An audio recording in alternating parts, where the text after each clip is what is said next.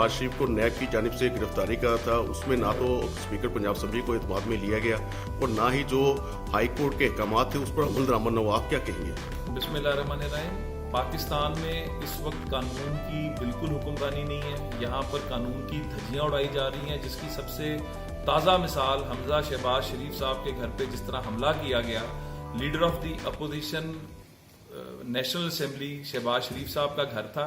और leader of the opposition Punjab assembly Hamza Shahbaz sahab को जब ये गिरफ्तार करने गए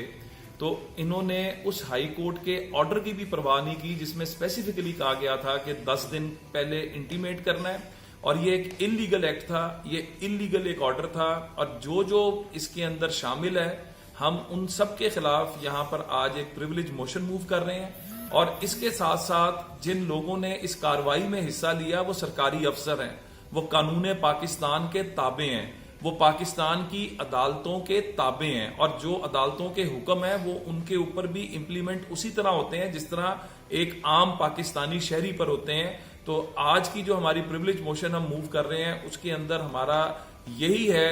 कि इन लोगों ने एक इलीगल एक्ट किया है और लीडर ऑफ द अपोजिशन के इस्तेहकाक को मजरू किया है और सिर्फ लीडर ऑफ द अपोजिशन के इस्तेहकाक को नहीं बल्कि पंजाब के अवाम के इस्तेहकाक को मजरू किया गया है और इसी बुनियाद पर आज ये प्रिविलेज मोशन हम डाल रहे हैं। अलावा एक इंतहाई अहम बात है कि मैं खुद भी डिप्टी स्पीकर रहा हूं पंजाब असेंबली का। अगर किसी फाजिल मेंबर के बारे में कोई गिरफ्तारी की या कोई एक्शन लेना होता था तो हमेशा स्पीकर ऑफिस को इंटीमेट किया जाता था और अंडर इंटीमेशन वो कार्रवाई की जाती थी। तो यहाँ तो इन्होंने पंजाब असेंबली के इस्तेहकाक को भी मजरू किया है, पंजाब असेंबली को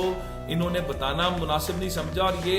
सिर्फ हमजा शहबाज शरीफ का इस्तेहकाक मजरू नहीं हुआ, ये पूरी असेंबली का इस्तेहकाक मजरू हुआ है, ये पंजाब का इस्तेहकाक मजरू हुआ है और पंजाब के हकूक पर हम इस तरह डाका नहीं डालने देंगे।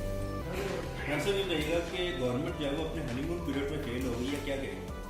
देखें, गवर्नमेंट जो है ना ये आदत थी इसको शुरू से ही हनीमून मनाने की और इनका ख्याल था कि ये हनीमून में ही रहेंगे, लेकिन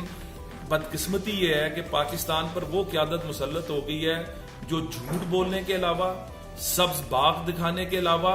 और आवाम को नया लारा लगाने के अलावा कोई काम नहीं करती। ये एक्सपोज हो चुके हैं बुरी तरह। इनकी जो ड्रीम टीम थी, बल्कि कल मैं एक जगह पर पढ़ रहा था कि उन्होंने कहा कि असद उमर साहब को ये हटाना चाहते हैं क्योंकि वो इंतहाई नालायक साबित हुए हैं, लेकिन असेंबली में तमाम ही चूंकि नालायक तरीन है तो उनकी रिप्लेसमेंट नहीं मिल रही। तो ये नालायकों की हुकूमत है जो पंजाब पाकिस्तान पर आ चुकी है और जितनी जल्दी से छुटकारा मिले उतना ही पाकिस्तान के हक में बेहतर है।